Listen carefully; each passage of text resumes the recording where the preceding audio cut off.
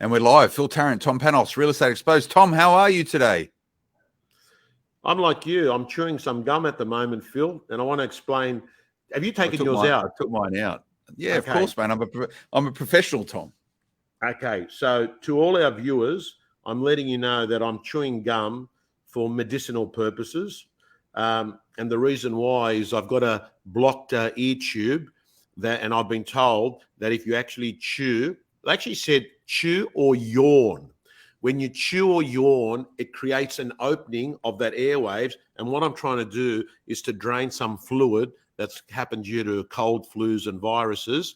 And if I can get that to fall down, I can actually get on a plane and fly to Melbourne tomorrow, which I was talking to you off air, which I've got to go. It's a commitment I've got to do for the block on Saturday. And that's why I'm chewing. I'm not chewing for any other reason, and I'm going to follow your advice. I'm going to take Sudafed. I'm also going to take nasal sprays, and I'm just having, Phil. I'm really looking forward to having a good run of no viruses, no colds, no COVIDs, no long COVIDs, and But great to catch up with you. Sounds like you're in the wars, Tom, and in terms of yawning, mate, once I start talking, yawns happen all over Sydney. They go, oh, this bloke again, what's he going to say? I'm bored. So get your yawns ready and prepared. Now, Tom, we're recording this a couple of days after the Melbourne Cup. Don't want to talk about that. However, to use a Melbourne Cup reference, did you get a good barrier draw for the auctions for the block, or did you get a bad barrier draw? I'm just trying to remember. Will I get into trouble for telling you? Don't say it. Maybe you will. Okay, let's not. So the draw. Yeah. The draw. No, don't say anything. I don't want to get into trouble. Yeah. Don't say anything. So you're auctioning at the block on the weekend, and that's the most that you can tell us. So what I can tell you is that I'm doing the block on Saturday morning. My auction is early Saturday morning. The properties are going to be actually screened on Sunday night. So it's not live. The auctions aren't live. No one knows the result because you sign paperwork and you can't disclose what actually happened. And how do they police that though? Because how many people turn up for the auction? So the actual auctions, they keep them pretty tightly contained, right? So you need to sign an NDA to even participate in the auction, because I imagine people wouldn't just go, oh, yeah, I just bought this. Yeah. Well, I'm trying to think about what happened last year, Phil, because last year was the first time I did it. So firstly, if you think News Corp was a fortress with security, this thing here is next level. So getting in there, only authorized people are allowed in there, right?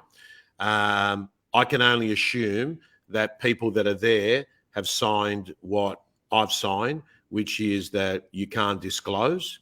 I find it incredible how they're able to do it, because in a typical room, there is about 30 people in the room at any one time. They're fascinating. Actually, Phil, let me just say to you, it's one of the easiest auctions you'll ever do. Easiest auctions you'll ever do, particularly if you've been hitting a hammer out in Greenacre or out west over the last year. You go there, a lot of stop-start. There's just machines and videos, and there's, okay, go now, right? Doesn't look like that when you're seeing it on Sunday night. And Can you get a bargain on the block if you're a property buyer? I think every person that buys a property on the block simply can't overpay, because there's 20 or 30 or 40,000 listings on the moment in the market in that part of Australia, Victoria, but there's only one block, house number 5. So I don't think that you can overpay. There's a gentleman that's actually got a lot of profile. I keep forgetting his name. He's the guy that makes bids with the funny numbers. Have you ever seen the auction? Is he a buyer's agent? No, he's a buyer. He's an actual buyer. Okay. He's a buyer. When he makes bids, he goes 4 million, $37.51, right? He makes weird, and I forget what Auctioneers he's hate done. blokes like that. Auctioneers hate buyers like that, right?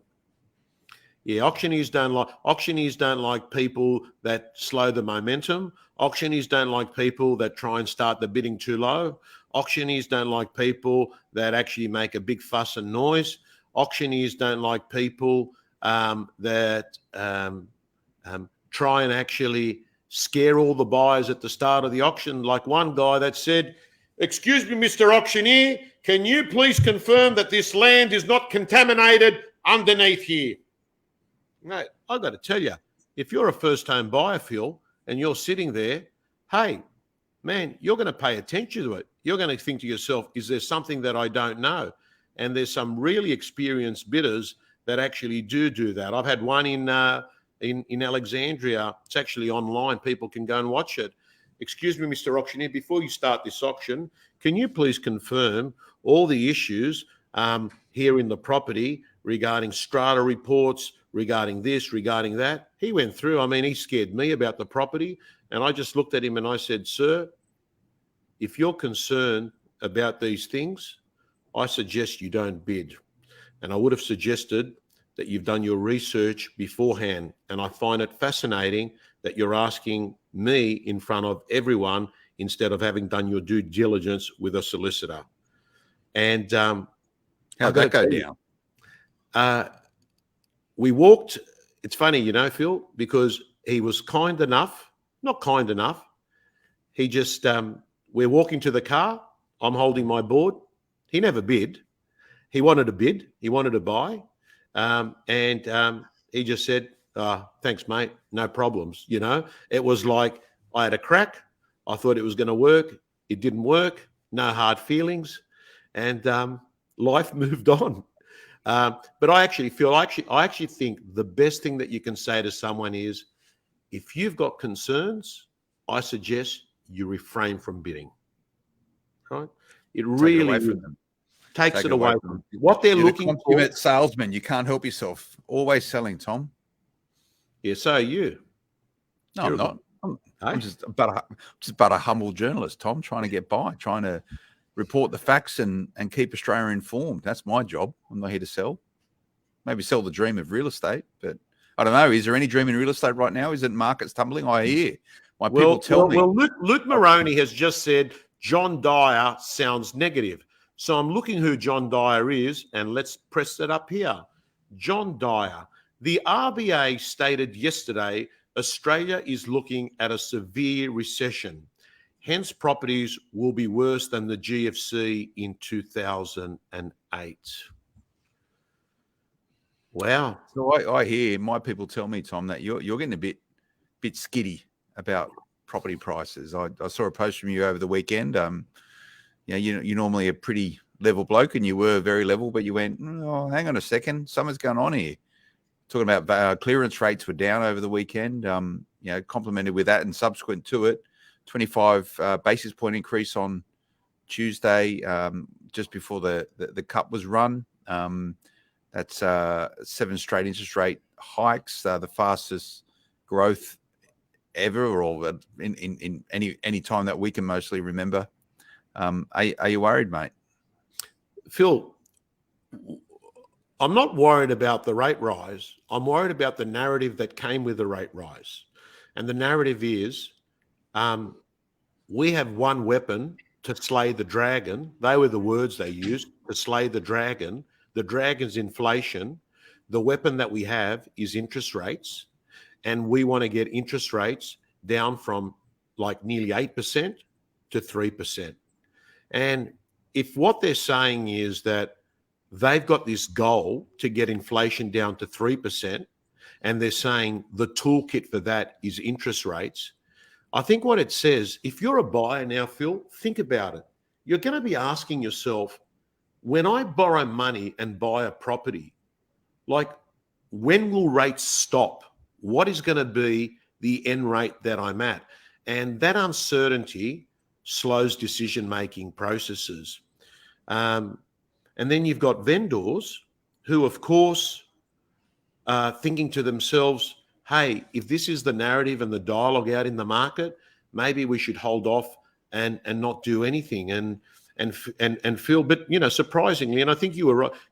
I keep thinking about what you said here about 2 months ago, maybe 6 weeks ago. You actually said spring might not come, and it didn't come.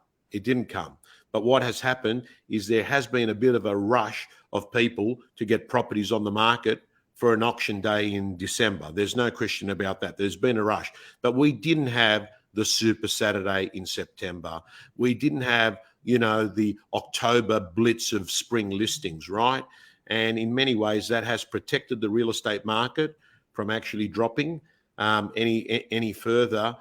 So to answer your question, Phil, what I'm a little bit, I was just hoping that the narrative would be, hey, guess what?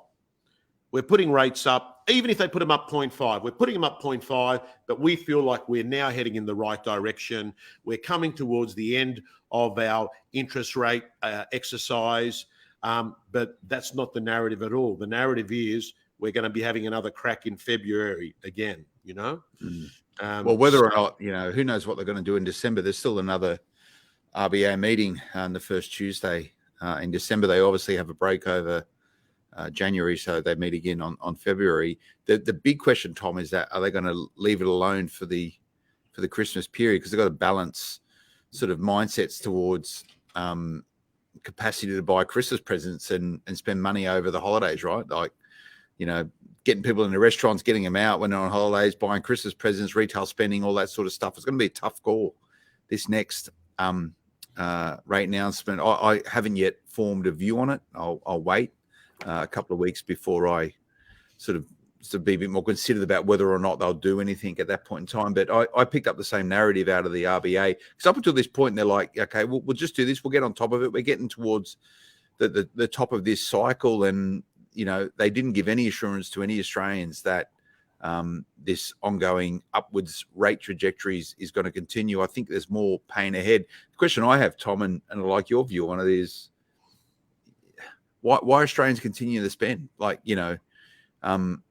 rising, putting the official cash rate up is a mechanism for the Reserve Bank to signal to lenders to increase mortgage rates. And I tell you what, lenders will jump at any increase to your mortgage as quickly as possible. So that's how that works. But it's not slowing down spending.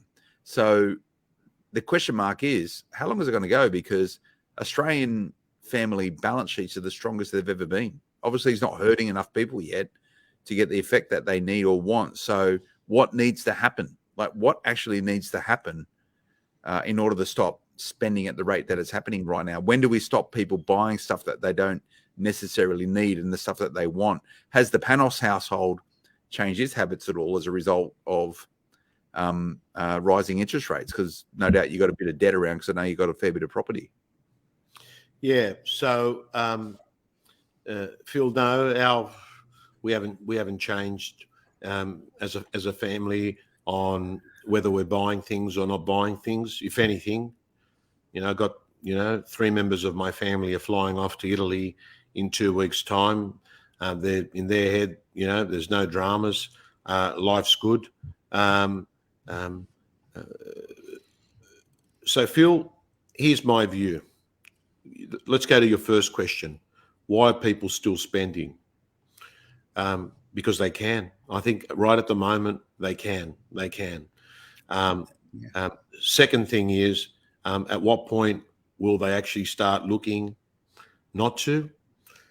Look, if these rates keep going up, you got to remember there's always a lag. Mark Burris, I think, said to me, the lag is, sorry, it wasn't Mark, it was Mark's brother that you're on here with when he jumped on the other day. Adrian said it. There's a lag of around 7-8 weeks between a rate rise and an impact there. So if you can just picture one being layered on top of the other, you might actually feel that people are actually going to be feeling a pinch between January and June next year, if they are. But the other thing, Phil, is there are a lot of people, including a lady that picked me up from the airport. We spoke about it last week, that said to me, I'm just picking up a couple of extra hours on Uber to help at the moment. There are people that are picking up extra shifts. They're doing extra things here. So unemployment, or the lack of unemployment at the moment, is allowing people to buffer their cash flow, which is there. So I feel I don't know the answer to that question. But I'm just having a read here. I wasn't aware of it. Did USA rates go up by 75 basis points? Yeah, I can't remember when that was. And that's a signal, right? And a lot of this, why are people still spending? Well, it's because they want to, but also, Tom, because they can. There's this sort of COVID-induced hangover where we're still in this environment where people are cashed up and they're ready to spend their dough. So that's what's fueling it. And the uniqueness about this particular environment, we spoke about this some weeks ago, is that you have that lever on one hand, this sort of really strong family balance sheets, people ahead of their mortgages more so than they ever have been in the time in history, not have done much over the last few years as a result of COVID today. So you have that as one mechanism for driving inflation, as in people are out there buying stuff, and when stuff gets bought, there might be less of it, so it goes up in price. Then on the other side of it, you've got these global factors, including supply chain shortages, which remain as a result of COVID, and that's the Chinese policy for zero COVID, their zero COVID policy eradication. So we still have a lot of supply chain disruptions, less stuff in the market, prices go up. Then you've also got connected in with that the war in Europe, which is ongoing, which is having a significant issue on the most visible thing is that the price of fuel for most Australians, and that's hitting the balance sheet. So it's just not one thing or two things. It's like multiple things that perpetually are exacerbating this. And none of that stuff largely you can control other than, and this is something I've been talking a lot about, other than making sure you got a tight hold on the family budgets and doing what you can do to mitigate ongoing rate rise increases. And whether you're a mortgage broker or a real estate agent, this is the dialogues and the conversations, particularly if you're a mortgage broker, you should be having with your clients. That is, you can pretty much guarantee there'll be a sharper rate around for someone if they haven't reviewed their mortgage over the last 6 to 12 months. Once this stuff started happening, there would largely be, that's guaranteed that you'll find something that is better for them. So you got to look at your mortgages, and look, the numbers are something like an extra, for every 25 basis points increase, it's like $700 a month more in repayments for someone on a $500,000 mortgage. So, mate, that's going to hurt, and that's at 500 grand. You start, adding multiple 500s, and you've got 3, 4, 5, 6 million bucks in debt. You need a bit of a free running on free cash flow to be able to service that debt. So I'd be highly recommending anyone listening to this with a mortgage, have a look at refinancing it. And if you're in the business of advising people around their mortgages, mortgage brokers in particular, get in touch with your clients. Like, now is the time. And it's going to continue. It's going to continue to go up. And when you factor into that, Tom, a lot of the fixed rate products coming off, and I think there's 3 main tranches of really collective sort of fixed rates coming off over the next sort of year and a half, 2 years.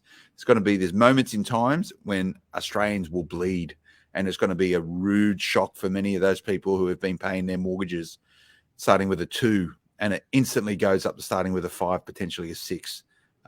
That's when the pain's going to happen. And the question around what's going to stop people spending is probably inflection points or flash points like that, which will start taking its impact on this market. So there's a lot there to unpack and unwrap. But it's a very fluid environment for everyone. So, Phil, I'm just reading this. So do you think the fact that the US went up 75 basis points today means that there's a higher likelihood that in December it'll be aggressive here? Do you see that there's a link between the two countries? Well, that's what I saw the comment there from Luke Moroney. Search party property buyers. I think I got that right, Luke. He's always very active. He said there will be a direct correlation. There's the pressure put on the RBA to shift in December. They always say about, America catches a sneeze, America sneezes, Australia catches a cold, that sort of stuff, right? There's a lot of pressure. The interest rate increases seem to impact sellers more than buyers, especially in the USA. Different market over there, Luke. But again, they've been at very low interest rate settings. They've got the same issues and concerns around global inflation. Yeah, that's right. Good. Happy I got that right. Look, I actually saw you on the Facebook the other day out at the races with some familiar faces that I know from my days out west, mate. So I hope they're all well. Yeah, it's going to be tough. It's going to be tough for the RBA, particularly when they're talking about slaying the dragon. Like, you don't let the dragon have a holiday for 2 months if he's breathing fire and brimstone. So, Phil, I auctioned a property in Toongabbie, which is an area you'd be familiar with. Yeah, I know Toonie. I call it Toonie, mate. 2146. Okay. 5 better. Busy road, Cornelia Road. Do you know that road? Yep. Okay. Get ready for this. Sold on Saturday. $1,910,000. Nearly $2 million. Nearly $2 million. Was it at the Toongabbie end, or was it at the other end of Cornelia Road? I'm sorry, Phil. I just put in the GPS, and I'm not sure. Yeah. But there was a bus. Yeah. There was a bus stop right outside the house. Right, bus stop right outside the house. I'm leaving to go to the car, and the underbidder, or one of the underbidders, says to me, "Good auction, mate." I said, "Yeah." I said, "Bad luck." He goes, "Yeah, what can you do?" He goes, "I'm sure I'll see you at another one." And I looked around to him and I said, 1.9 million in Toongabbie. I said, "You must be feeling confident, even in this current environment." And his response was, "I've bought real estate at 15% interest rates. This is nothing." And the reason why we've got to think about that, Phil, is that there is a group of people that understand we've been operating in an interest rate environment that is just unheard of for most people in Australia, right? So you got to bear that in mind. So there are, I mean, you got a guy that's bidding there at 1.9, and he's probably thinking, so what? It's going to go to 4% to 5%, right? That's probably what he's thinking. And he was the underbidder there, or the second underbidder, I can't remember. The point I'm making, Phil, is that you have got another group of people that aren't that daunted by rates because they've been exposed to a lot higher rates in their life. Does that make sense? Yeah, it does. And this is what you'd call perspective, right? So we've just got this cadre of people here whose the lens that they view real estate in is clouded by the environment that we've been operating in for the last 10 years, really. Like, rates didn't go up in 10 years. They went down. Yes, that's the official cash rate. Yes, lenders sort of fluctuated and made lending difficult for investors, and serviceability requirements changed and stuff, but they hadn't been in a rising interest rate environment. There's still people who are out there thinking, what a great time to be in Australian real estate. Will it ever get this good again? Is what they'll be thinking. That's perspective. Yeah, spot on. And then when we talk about the prestige market, Phil, I was talking to Gav Rubenstein. A lot of people know him from Lux Listings. He's saying to me, mate, quality property. He goes, mate, it's as hot as ever, Phil. Hot as ever. So as far as I'm concerned, we've got a lot of submarkets. But my advice right now, Phil, to anyone that's tuning in, particularly those that are working in real estate, I want you to remember, don't go off on holidays on the 15th of November. Go off on holidays on the 15th of December. The reason I say it is that there's still a lot of people, there's still a lot of deals being done. You got vendors that want to actually bring closure by Christmas time. You got a heap of people that want to list their properties now, launch in January, February. There's a great, it's called On FM. On FM has to be one of the best acronyms in real estate. On FN. October, November, February, March. They are critical months in real estate. On FM. Deals are done. Listings are signed. That's your Grand Slam tournaments. Those 4 months. On FM. I'm going to use that. It's pretty good. Sorry, Tom. I haven't been distracted. I was just looking up this property that's sold in Toongabbie for 1.91 Does it come up? million five bedrooms, 4 bath, 2 car, 626 square meters. But I know exactly where that is. It's on the corner, opposite Elm Drive there. I know it well. I went to school just around the corner. $1.9 million. Bonkers. Phil. Bonkers. Very strong. I've got to tell you, the Indian community love that area. Yeah, Toongabbie is very popular. Toongabbie, Seven Hills, and if and for those fans of Indian Sri Lankan food, great place. Hot. It's a hotbed for that sort of stuff. I remember I used to work at Pizza Hut down in Seven Hills there for 4 years while I was at university, and there was a place there called Indo Lanka. It's probably one of the first sort of Sri Lankan Indian restaurants in Sydney, and the Indian community used to come from all over Sydney to go to that one place. It was that good. So, mate, that's an area which is changing rapidly in terms of it's got a real heartbeat to it now. It always has done, but it's very vibrant restaurant culture, retail. It's obviously attracting a lot of people, and that's a big home. A lot of, I would imagine, driving prices out there is you have a lot of multi-generational families live together. They have big house. They like big houses, and no doubt that was probably, I'm just guessing that was probably acquired by maybe a family like that. So this is the uniqueness of every single market that every single Australian, if you are a property investor, need to know about. What are the inherent drivers which are shaping different areas? And there's just a handful of handful of things for that particular area. Yes, Phil, you're so spot on, because I'm actually looking at what are the hooks that get people immersed into areas, right? And what it is there's a lot of, give you an example, and having done a lot of auctions in the last year or two out west, where you get a few cancelled, sold prior, you get a bit of spare time in Canley Vale.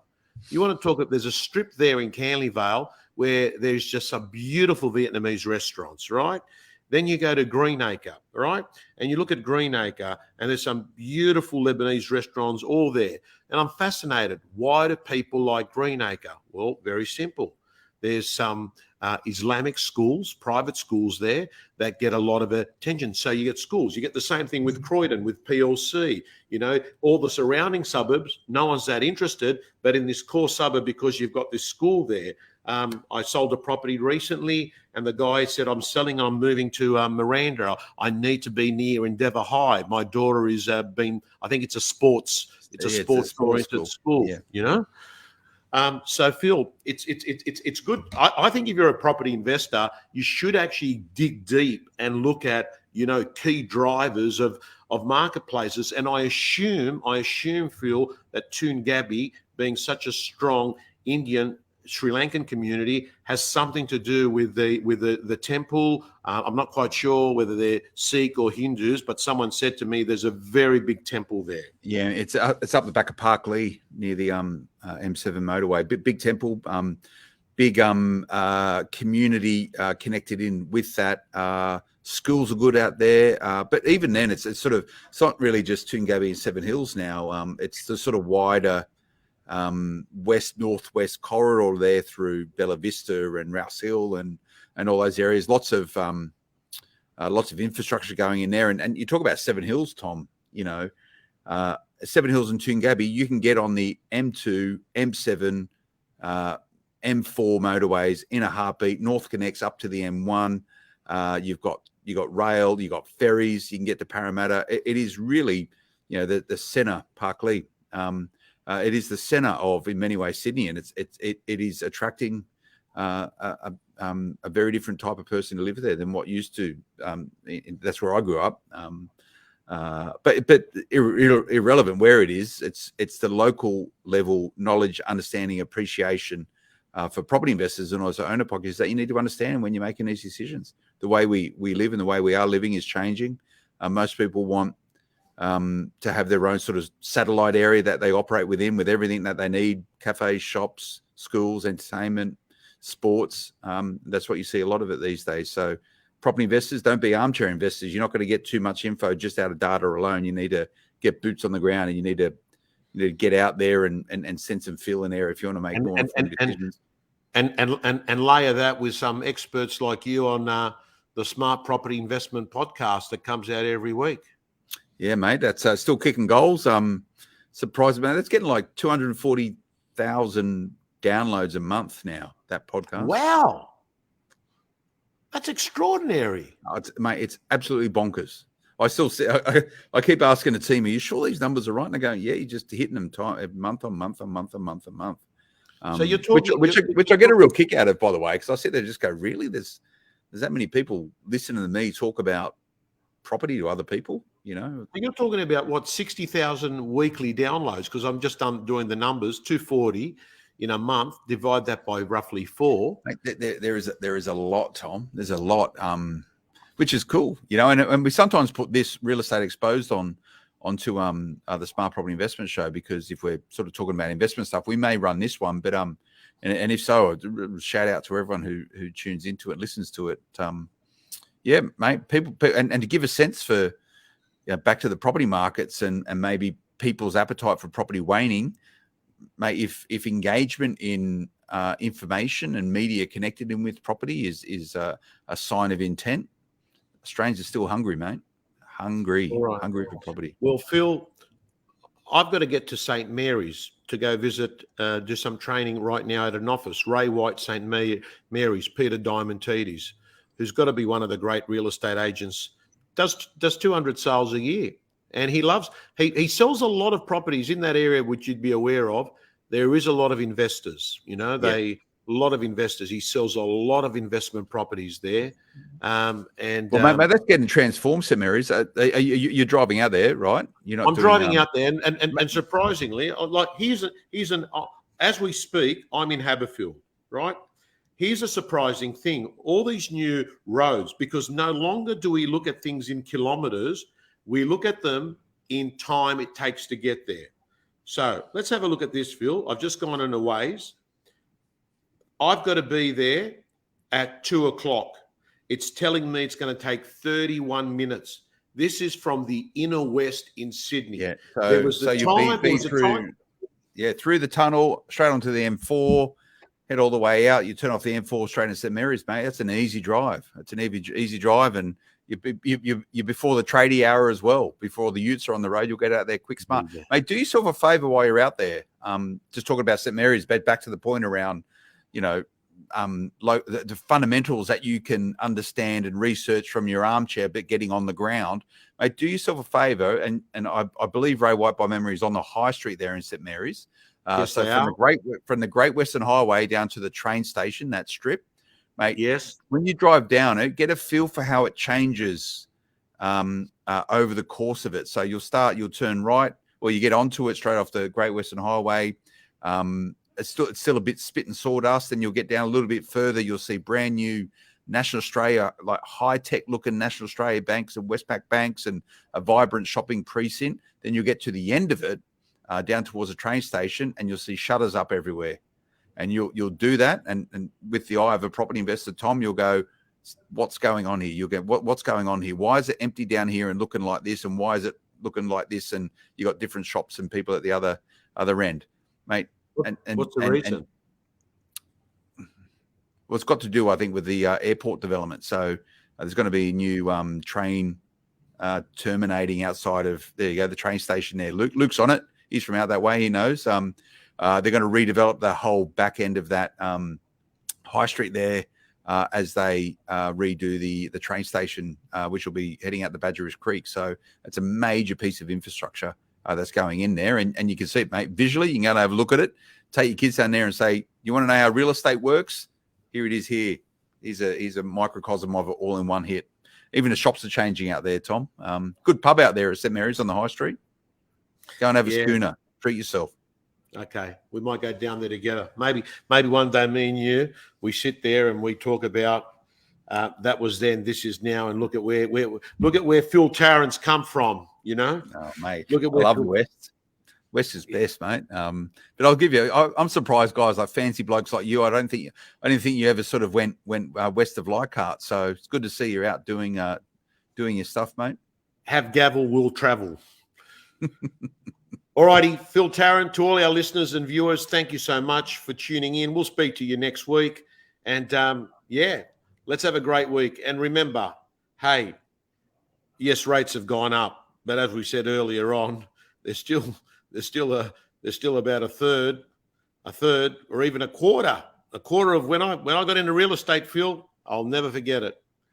18.5%, 1989. Signing off, everyone.